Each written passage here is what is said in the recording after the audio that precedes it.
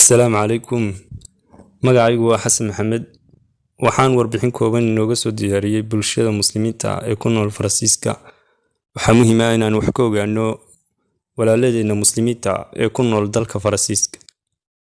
ugu horeyn waxaan ka codsanayaa walaal inaad kanaalkeena subscribe tiraadid, like na saartid ama u share gareysid walaaladeena muslimiinta si uu u gaaro.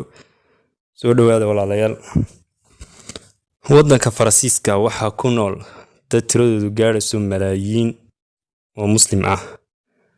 bulshada guud ee dalka Faransiiska waxay gaaraysaa ku dhawaad 760 milyan.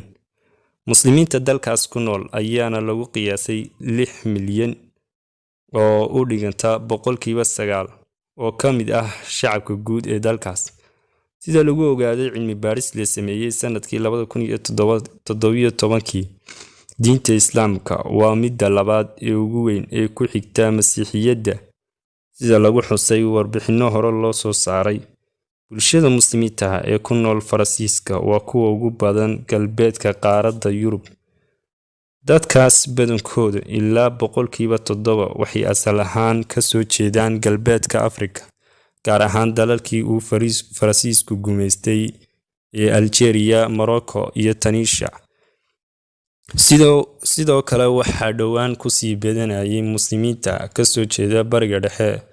waxaa kaloo jira dad asalkoodu Faransiis yahay oo qaatay diinta Islaamka, kuwaas oo ku kala nool magaalooyinka wadankaas. shacabka muslimiinta ee ugu badan Faransiiska waa Sunniyiin.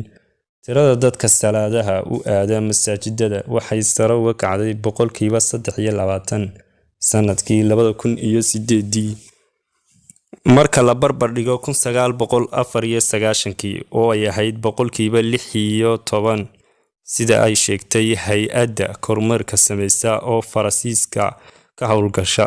bulshada muslimiinta ee Faransiiska waxay da'doodu u badan tahay kuwa ka yar 24 sano sida la rumaysan yahay.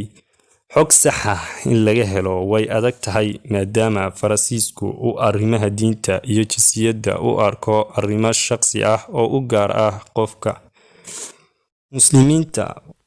muslimiintii ugu horeeyay waxay Faransiiska tageen qarniyo ka hor, balse tirada ugu badan waxay halkaas gaadheen xilligii gumeysigu uu bilowday iyo xilliyadii dagaaladii xoreynta ee 1954 ilaa 1962.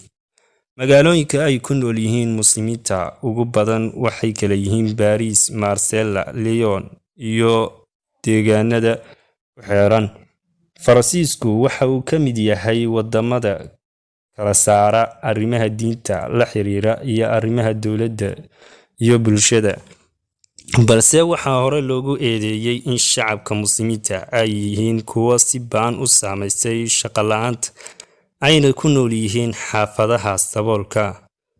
intaas waxaa ku eeg warbixin ay nooga soo diyaariyay walaaladeena muslimiinta ee ku nool dalka Faransiiska.